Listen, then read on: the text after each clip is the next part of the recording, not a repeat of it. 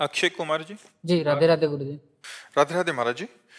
महाराज जी, क्या ईश्वर में आस्था रखने वाले भक्तों के ऊपर भगवान बहुत कष्ट नहीं देते? यार कष्ट तो नहीं देते, कृपा करते हैं, पर क्या है, अनंत जन्मों के पापों का नाश होना है।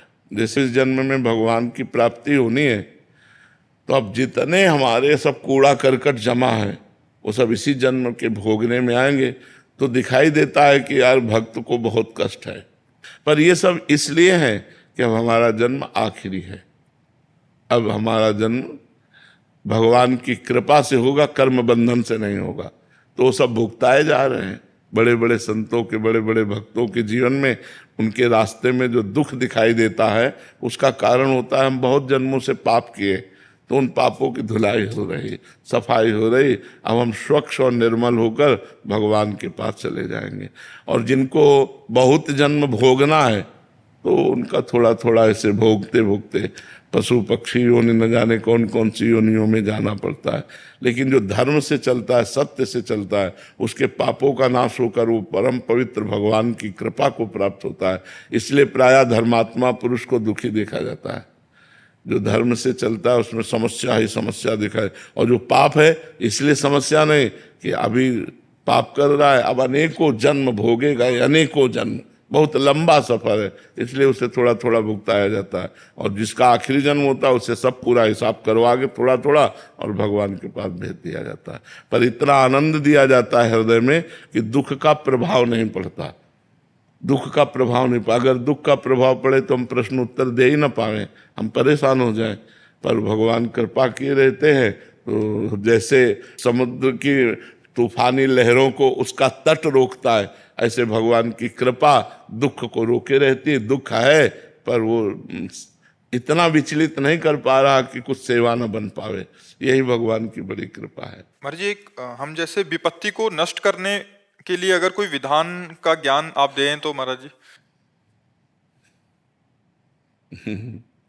हमारा तुम्हारा तो भगवान के लिए भजन होगा, भजन। और जिनके यहाँ पुत्र भगवान बनकर के आ रहे हैं, देवकी वसुदेव भारी विपत्ति में है नहीं, ऐसे महापुरुषों को तो राजमहलों में परम सुख से संतान प्रकट करना चाहिए, लेकिन संतान कहाँ प्रकट हो रही। कितना भारी दुख है देवकी वसुदेव जी को, कितनी भारी विपत्ति है। मतलब घोर राक्षसी स्वभाव वालों का पहरा है, हथकड़ी बेड़ियां हैं, और जो पुत्र पैदा होता है वो कंस के पास ले जाते हैं और कंस उसे मार डालता है। 8वें में भगवान आए, पर भगवान भी जब आए तो हथकड़ी बेड़ियों के अंतर्गत ही आए। हथकड़ी बेड़ियां जकड़ी हुई हैं उस महापुरुष के, और भगवान सामने खड़े। हरि तेरी गति लख न पड़े। विपत्ति नष्ट हो जाए, हमें लगता है कि विपत्ति सहने की सामर्थ्य देते हैं भगवान। नष्ट करना चाहे तो कर सकते, लेकिन वैसे हमें कम प्रमाण मिलते हैं।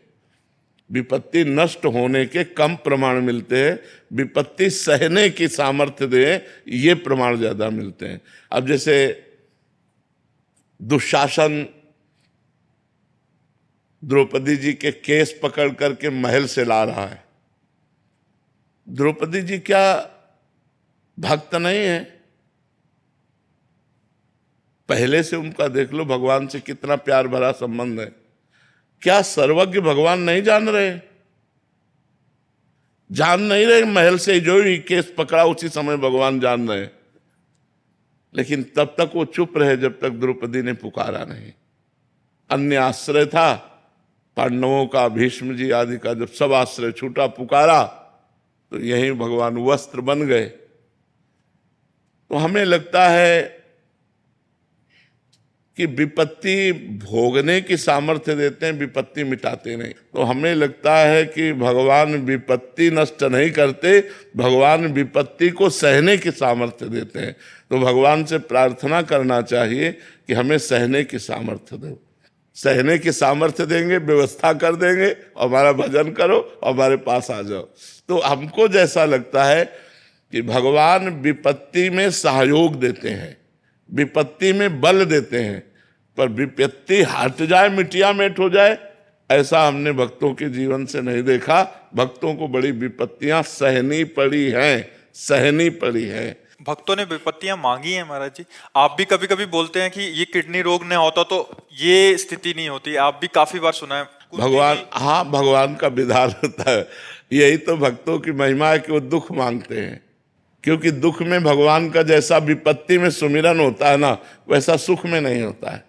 जब कोई साथ नहीं देता, एकमात्र भगवान का सुमिरन, तो वो भगवत प्राप्ति करा देता है। सुख में तो उस कोटि का सुमिरन नहीं होता, जब विपत्ति और दुख में सुमिरन होता है। इसलिए कुंती जी ने दुख मांगा था। जब भगवान युधिष्ठिर जी को राज सिंहासन पर विराजमान करके द्वारिका की तरफ चले, तो पीठ करके चले, तो कुंती जी रो पड़ी। तो लौटे और कहा, बुआ आप रोए क्यों?